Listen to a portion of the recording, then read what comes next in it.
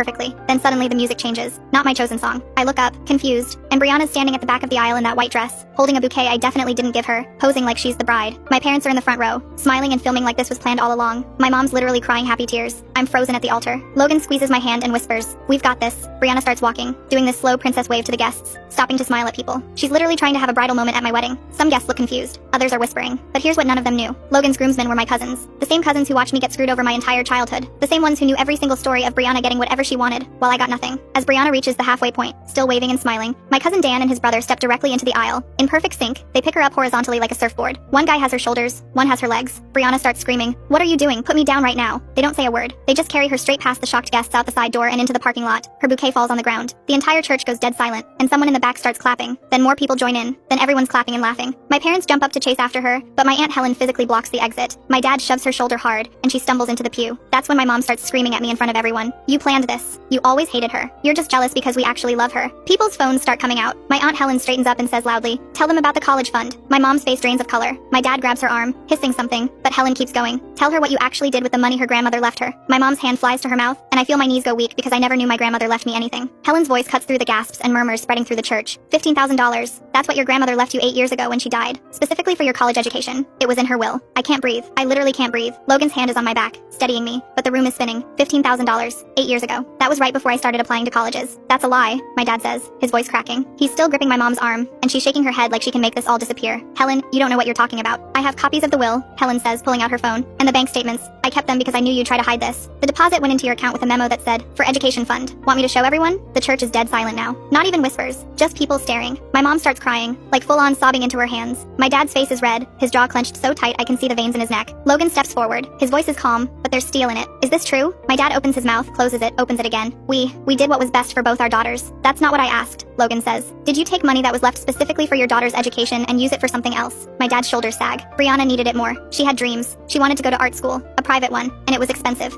He looks at me, and I swear I've never hated anyone more in my life. "You were already working. You were fine with community college." Brianna needed the support more because she struggles with anxiety and she needed what I earned. I finally find my voice, and it comes out louder than I meant it to. She needed the money my grandmother left for me? That's what you're saying right now? In front of everyone? People are gasping. Actually gasping. Someone near the back says, "Oh my god," and I hear phones clicking. They're recording this. They're recording my parents admitting they stole from me. My mom wipes her face and reaches toward me. "Honey, please, we can talk about this at home. I'm ruining what?" I cut her off. "My wedding? You mean the wedding Brianna just tried to hijack in a white dress? Or maybe you mean the family? The family that's been lying to me for 8 years?" My voice cracks. "I got accepted to state. Full scholarship. Do you remember? I turned it down because you said we couldn't afford the housing. You said I needed to stay local and help with bills. But you had $15,000. My mom's face crumbles. "We thought, get out." I don't yell it. I say it very calmly, very clearly. "Get out of my wedding, both of you."